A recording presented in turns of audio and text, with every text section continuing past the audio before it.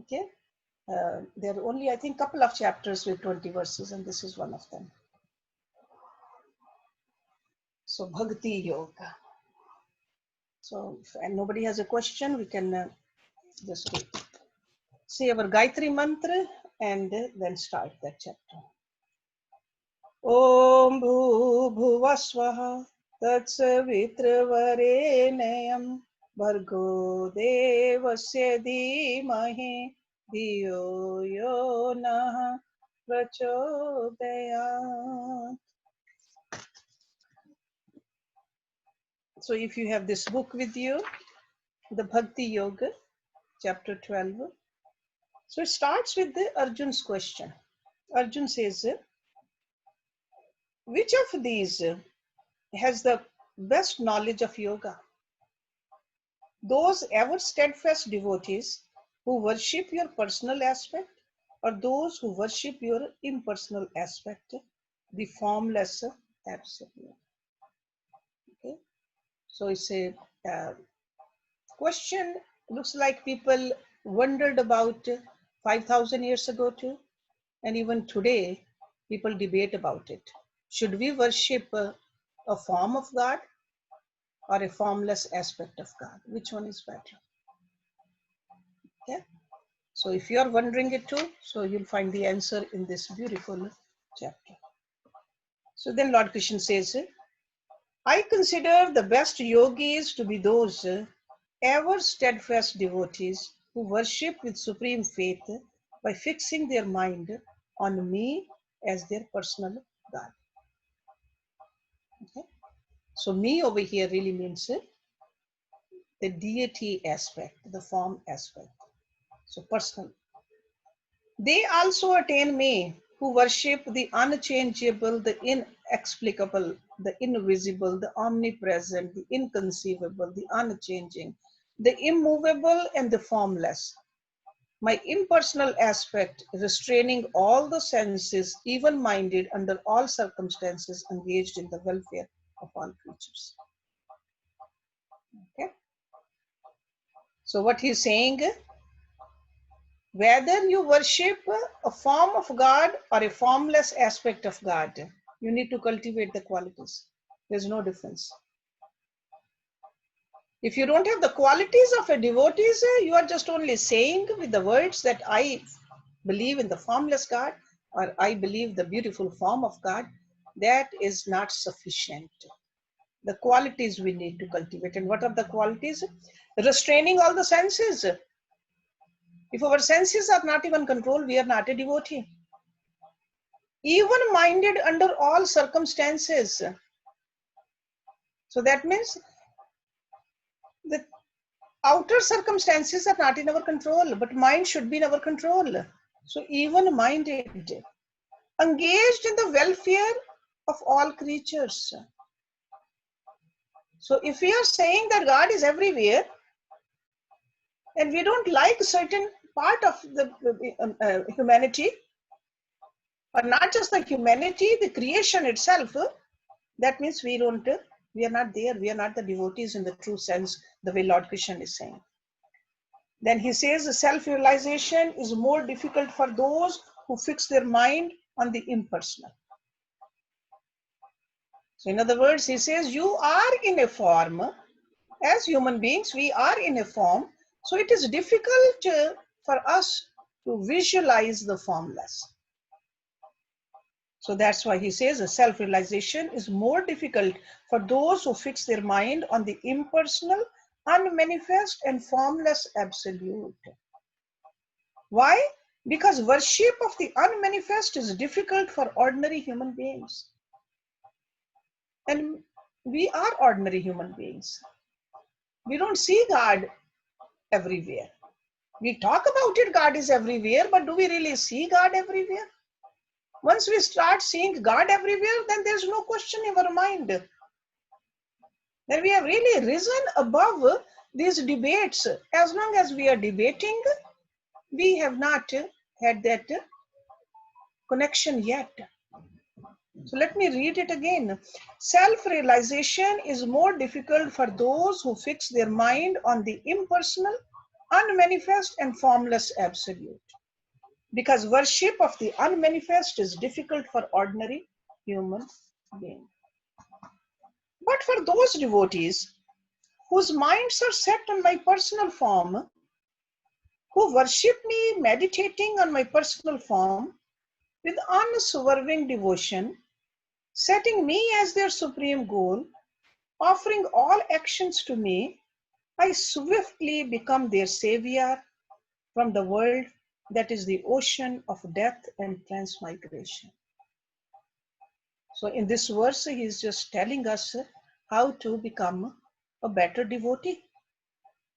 So setting the mind on the personal form, worship me meditating on my personal form. So that means whether you have a statue of a god or a picture of a god, meditate on that, think about that. Unswerving devotion, setting me as their supreme goal. That God is my goal, offering all actions to me. So whenever we do the actions, do it for the happiness of God. That's what really means offering all actions to me. Keeping God in your mind when you do something. When you're doing your actions for God, then your actions will become better.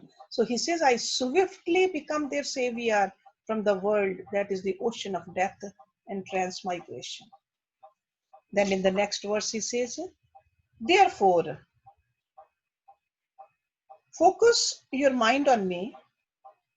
Let your intellect dwell upon me alone through meditation and contemplation. Thereafter, you shall certainly attain me. So this is what we are supposed to do. These are the best among the devotees. They do this. Focus their mind on God, intellect on them, on Him alone through meditation and contemplation. And he says, you shall certainly attain me. But then he says, if you are unable to focus your mind steadily on me, if your mind is wavering here and there, your intellect is not steady, then he says, long to attain me by practice of any other spiritual discipline. So have some kind of a discipline in your life. He says, such as ritual or a deity worship that suits you. So in other words, have some kind of a practice, some kind of abhyas. In Sanskrit, he does say, abhyas yogen tato mam ichhaptum dhananjay. So keep on practicing by using that deity or that form. But if you cannot do that, you really don't have a love for that form, what do you do? If you are unable even to do any spiritual discipline, then dedicate all your work to me. Okay? So no matter which action you are doing, do it for God. Or do your duty just for me. You shall attain perfection by doing your prescribed duty for me without any personal motive, just as an instrument to serve and please me. Okay? So you see that the first one is the highest. Then if you cannot do it, do the second one. Practice doing it. If you cannot practice, you really don't see God in the form, then he says, whatever actions you are doing, do the actions for my sake. Okay, purify your actions. But if you are unable to dedicate your work to me, then just surrender unto my will with subdued mind and renounce the fruits of all work by learning to accept all results with equanimity as God's grace. So this is the lowest one. So these are the 4 ways he is telling us to improve ourselves. Okay, so if you are unable to dedicate your work to me, then just surrender unto my will. So that means whatever fruits you're getting, just surrender. Okay, fruits of all work by learning to accept all results with equanimity. Knowledge of scriptures is better than mere ritualistic practice. A lot of people, they do the rituals, but they really don't have any knowledge towards them. So he says knowledge is better. Meditation is better than plain scriptural knowledge. Renunciation of attachment to the fruits of work is better than meditation, because peace immediately follows renunciation of all motives. See, ultimately, we got to see whether peace is following or not. Okay? So just don't do the ritual. A lot of people, they just do the rituals alone, but even while doing the rituals, their mind is not focused. And even after doing the rituals, they are still very disturbed. So that means they really did not learn the art of connecting to God. So that's why he has put in over here in this beautiful verse where he's telling us focus properly. One is dear to me who does not hate any creature. So ultimately, he says, effect of all this should show in your personality. And rest of the chapter, he is giving us those personality refinements at the physical level, mental level, intellectual level, emotional level. So we should see some of these qualities coming to us. We should feel that yeah, that's how I feel now.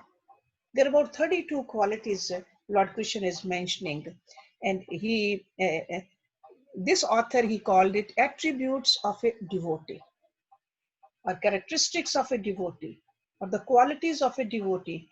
So whether we are worshipping a form, or whether we are worshipping formless, or whether we are just meditating, or we are studying, we are meditating, whatever we are doing, or we just love rituals and we are doing rituals.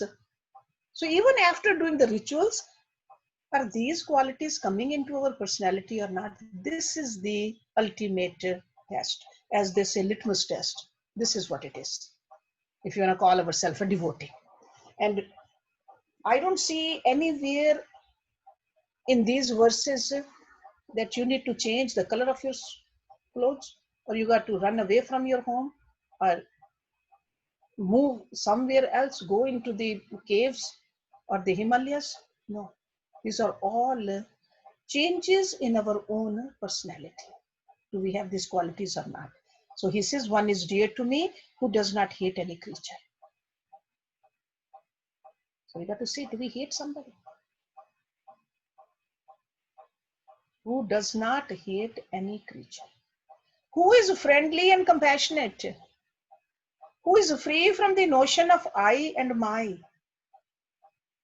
Who is even-minded in pain and pleasure. Who is forgiving. Who is ever content. Who has subdued the mind. Whose resolve is firm. Whose mind and intellect are engaged in dwelling upon me, and who is devoted to me. Devotion really means love. Love. Anybody we love, we automatically think about them. God comes into our mind, or the world does. That is the test. Then he says, one who is also dear to me, who does not agitate others. Okay? And who is not agitated by them. Who is free from joy, envy, fear, and anxiety. Okay? We got to understand these terms in the right light.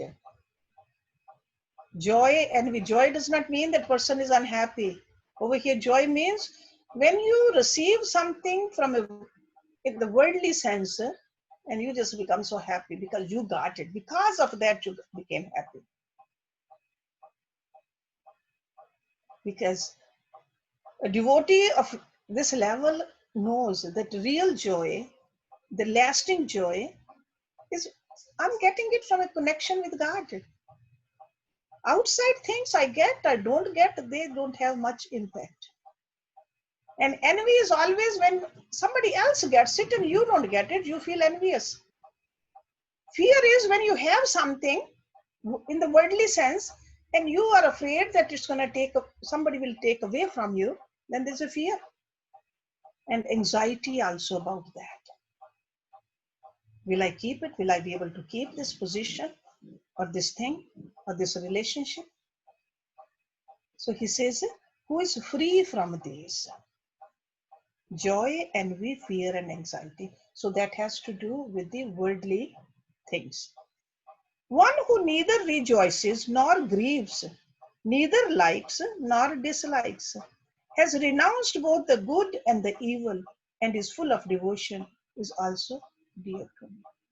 One who remains the same towards a friend or foe, in honor or disgrace, in heat or cold, in pleasure or pain, who is free from attachment, who is indifferent to censure or praise, who is quiet and content with whatever one has, unattached to a place, a country, or a house, who is tranquil and full of devotion. That person is dear to me. So he is just putting more strokes on that picture. He's painting a picture of a true devotee. But those faithful devotees are very dear to me, who set me as their supreme goal and follow, or just sincerely strive to develop the above mentioned nectar of 40 moral values. So this author must have counted as 40, but some of them are like a little repetitive, so that's why I think they're about 32 qualities. So what does it matter? You can have your own list over here and start working on at least one of them, and you will see that one quality, if you are firmly placed in that, the other qualities will come too. They are all connected. As they say, if there's a one enemy, the other enemies will come too. They'll find a way to come in. If you're angry, then you will see that jealousy will be there too. You'll see that greed will be there too. The same way with the qualities also. One quality, the other quality will just find the way to come in. So, as I said earlier, only 20 verses, but all these beautiful qualities, and your homework is just write them down. Write them down and see which one you are going to work on for next month or so, on one at a time, and then see what happens. But try to understand them too. Does it really make sense what Lord Krishna said? But these are just words alone. Okay, so let's have a little discussion if anybody has a question, because it's a short chapter, but still in a short chapter, there's a lot to learn, lot to do. Archie, this is Raj. Yes, Raj. One question, dedicate your work to me. Mm-hmm. So that means do not be attached to the fruit, or what exactly does that mean? Dedicate your work to me. Because let's say if you're working, you're still getting a paycheck or Yeah. whatever. What Yeah. exactly does it Yeah. mean? Okay. It's not that you don't receive the paycheck. You did the work while remembering God. Whatever you got from there, because the money was not your motive, but still you need the money. You take it as a prasad. I see. That's what devotees do. I remember my Guruji, he was a principal in a college. You know what he did? Back then, he used to get every month, that was a system in India. Yes. Government employees, they had the cash payment after the month. So he'll put it into the mandar. Sure, you need to pay your bills also. You need to buy food also. He'll just take it from there. But the very first thing he did out of that, he gave 10% to his guru. He just sent it over there to his guru. Mm-hmm. So he never felt the ownership of that money. He Yeah. didn't talk about it, but Yes. this is what I watched him doing it. He was never attached. In our family, there was never a talk of money. Lack of money or too much money, or where the money is coming from. So there was a little a peace in the atmosphere. So whichever way we want to practice it in our life, but real practice is internal practice, not external practice. Do we really think it's ours? See, because one of the quality is rise above the I and mine. Yeah. We got to internally feel that I don't own anything. I'm only a custodian of it. I don't own anything. So working, when we do, work the best to your capability, wherever you're working. When the money comes, sure, it will come, but do not get attached to it. Don't get attached to it. That attachment is the one which really puts the pressure on us. Okay? Because Yes. then we keep thinking about, I don't have enough. Worry comes, what will happen in the future? Our job is to stay in the moment, do the best we can. That is a surrender to God. Surrendering, faith.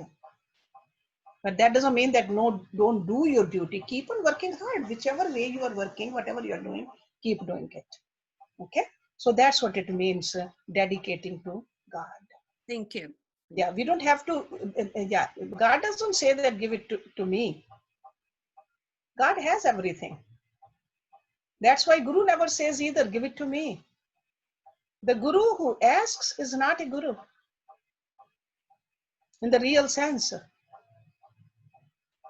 Guru who is not connected to God is not a Guru.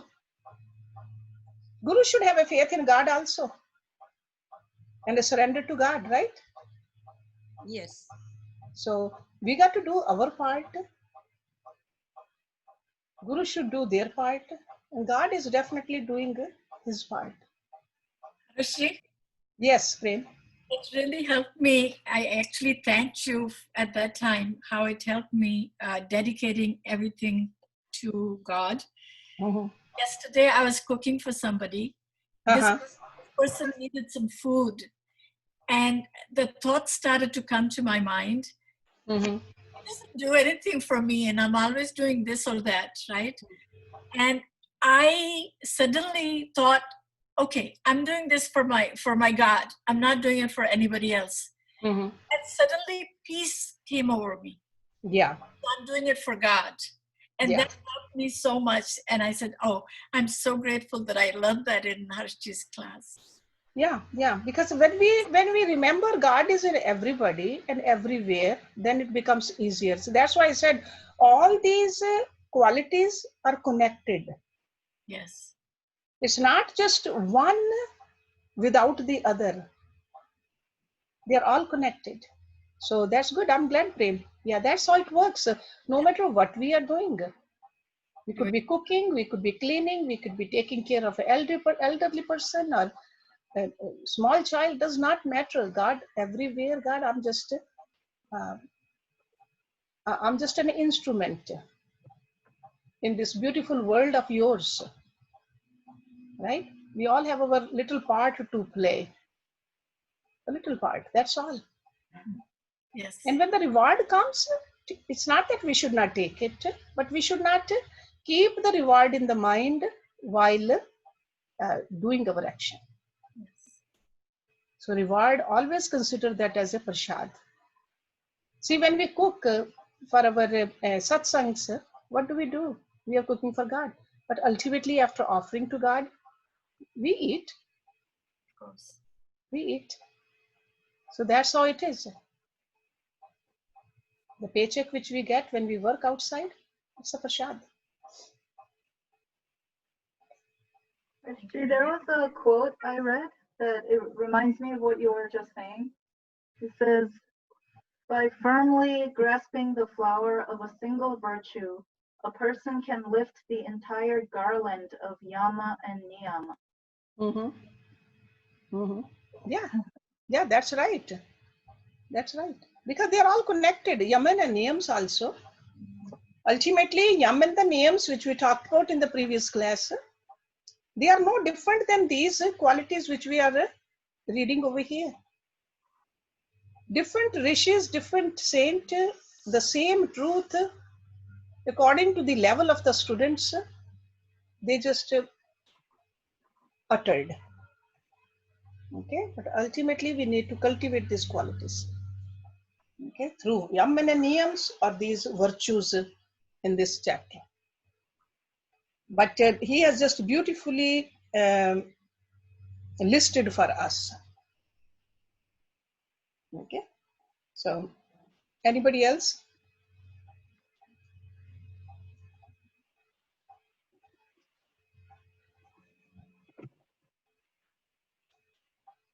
Okay, if you don't have any question, so we'll just end the class then.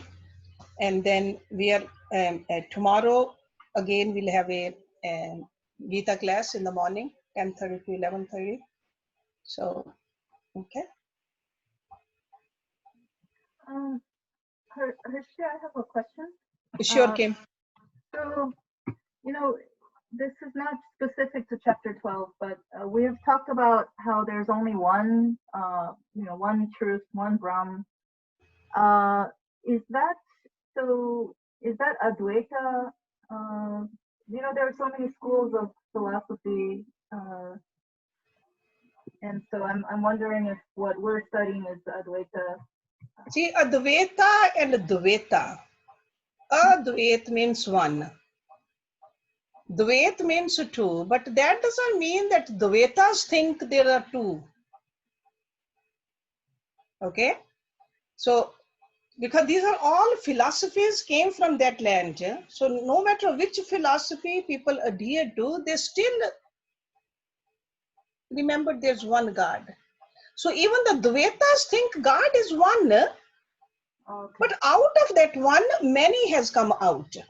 Oh, okay. Okay, so Dvaita doesn't mean there are two gods.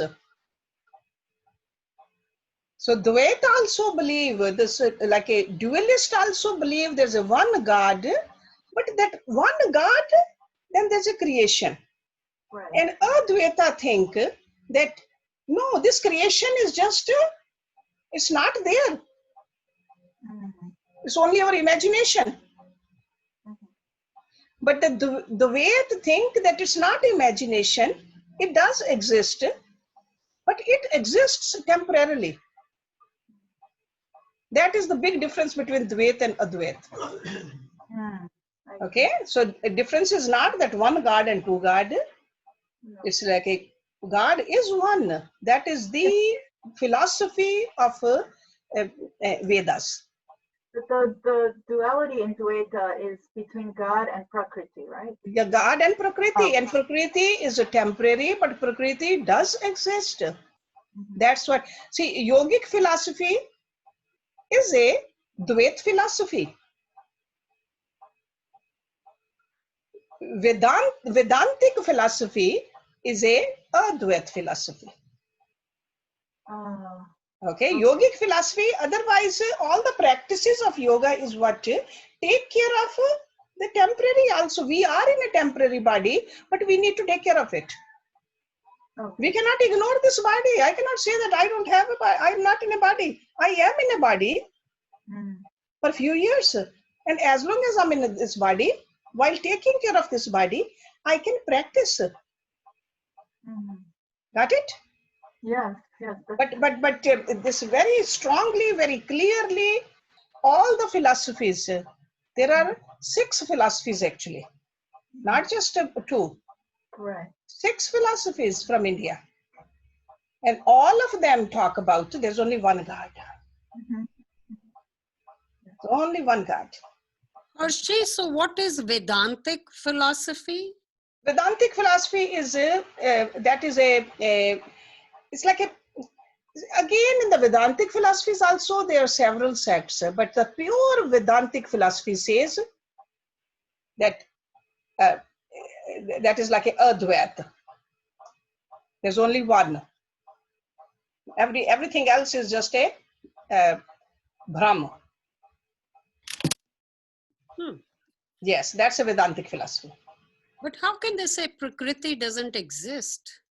They say it's just only your imagination.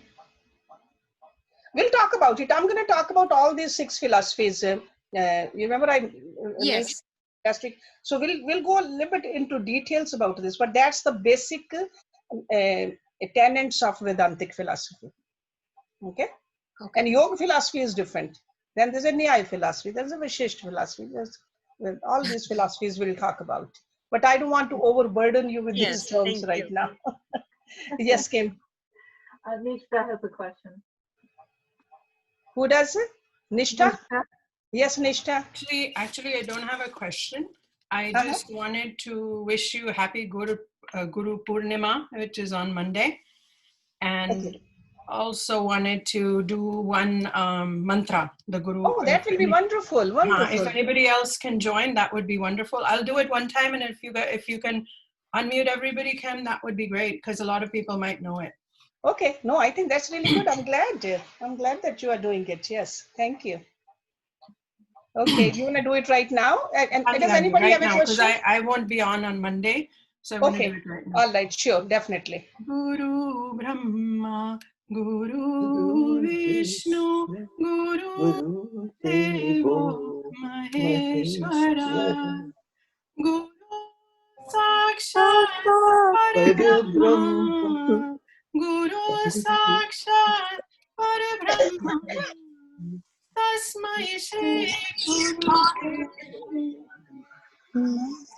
Guru Brahma, Guru Vishnu, Guru Devo Maheshwara, Guru Sakshat Parabrahma, Guru Sakshat Parabrahma, Tasmai Shri Guru Namah. Thank you so much. Very beautiful. No, on the Zoom, whenever somebody is singing, we should have everybody else muted because it doesn't synchronize properly. But you have a beautiful voice, Nishta. I wanted to thank you. I've really enjoyed these classes, and Good. Good. I'm glad. Yeah, just stay in touch. And next time when you sing, I would like to hear you. This one, only the singer. I think it works out much better because of this Zoom. Okay, but thank you. Have a great weekend. We can all be muted, but sing in our own room, on mute. Exactly. Exactly. Yeah. For Kim's sake, can you please tell her what we just sang? Yeah, Kim, she sang this very basic Guru mantra, Guru Brahma, Guru Vishnu, Guru Devo Maheshwara. So Guru is our Brahma. What does it mean? It means that Guru is the one who has created these thoughts in my mind, godly thoughts. It's not that Guru is the creator of this entire universe. Guru is the creator of those thoughts in my mind. Guru Vishnu, Guru is the sustainer of these also in my mind. These good thoughts, divine thoughts. Guru Devo Maheshwara. Maheshwara is a Shiva. And Shiva is the power which destroys. And Guru is the destroyer of the ignorance for me. In that sense, we are thanking Guru, that Guru, this is what you mean to me. Okay? Can everybody mute, please? So Guru Brahma, Guru Vishnu, Guru Devo, Maheshwara, Guru Sakshat Parabrahma. See, Brahma. We cannot see Brahma, but we say, in you, I see Brahma. You are the manifestation of a Brahma for me. And I salute my Guru. Okay? So in that sense, to show our reverence, to show our respect, to show our gratitude, we sing this mantra. Okay, this mantra is, it's seen at many places throughout our scriptures and sung by all the devotees. Okay, so thank you very much, Nishta. Yes, it's a you sing the beautiful bhav also. I like that. Thank you so much. Yeah. Anybody else? Any question? I just want to thank you very much for Yes, Prem. Yes, and I have, whenever you want to come to pick up those books, just feel free to come. Okay. But all of you, thank you for joining in. Thank you, Hershey, so much. You Thank don't get you, tired of Hershey. listening to me. So I appreciate that. Thank you, Hershey. You don't get tired of teaching us and straightening us. So thank you for that.